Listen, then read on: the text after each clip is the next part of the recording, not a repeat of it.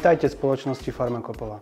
Rodinnej firme s vyše 30-ročnou tradíciou v oblasti distribúcie veterinárnych liečiv, veterinárnych prípravkov, krmív, chovateľských potrieb a v neposlednom rade vybavenia od A po Z pre veterinárnych lekárov a kliniky. S nástupom novej generácie majiteľov sme si dali spoločnú výzvu. A to nie len neustálom poskytovaní a rozširovaní služieb našim zákazníkom, ale aj rozšírenia našeho portfólia produktov, a to na 20 000 položiek v roku 2024. Farmakopola je spoločnosť, ktorá je na trhu už 30 rokov. Momentálne máme v našom portfóliu zhruba 15 000 položiek od viacerých renomovaných svetových aj slovenských výrobcov. Napríklad medzi tie najhlavnejšie patrí Farmina, Aleva Care, Nature's and Protection, VetExpert, Naše portfólio sa postupne rozširovalo. Momentálne operujeme zhruba s 5 hlavnými kategóriami, medzi ktoré patria veterinárne lieky, veterinárne prípravky. Hlavným dôvodom zavedenia systému VMS v našej spoločnosti bol systém práce, ktorý v tom momente nebol dostatočne efektívny.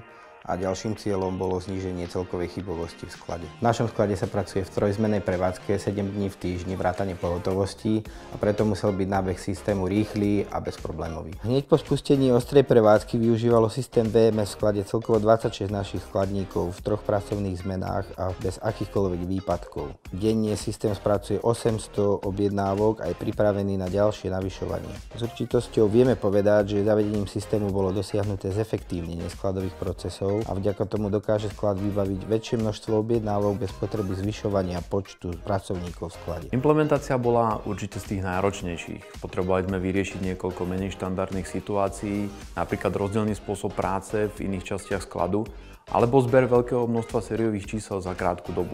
Našťastie prístup kolegov z Farmakopoly bol fantastický a spoločne sme všetky tieto prekážky dokázali vyriešiť. Po dlhej príprave a dôkladnom otestovaní sme systém nakoniec spustili priamo do ostrej prevádzky 24/7. Systém tiež dokáže zbierať informácie o práci v sklade, ktoré je potom možné použiť na vyhodnotenie práce skladníkov alebo vyhodnotenie celého skladu.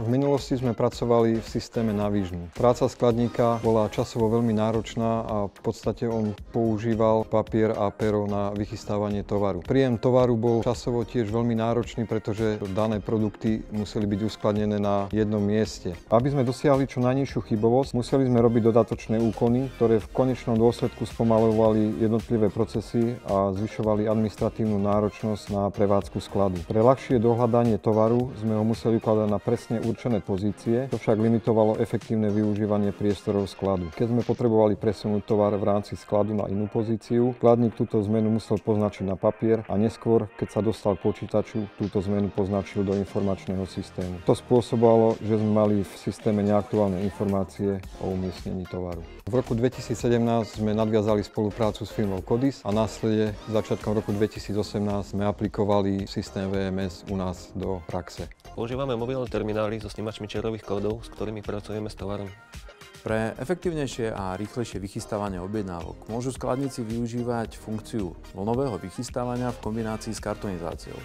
Vlnové vychystávanie nám zabezpečí, že jedným prechodom skladu môžeme vychystať súčasne viacero objednávok a kartonizácia nám pomáha vypočítať presné počty kusov, ktoré do konkrétnej prepravky skladník vychystáva. V systéme robíme inventúry tovaru. Je to pre nás veľké plus, tak spočítame tovar rýchlejšie.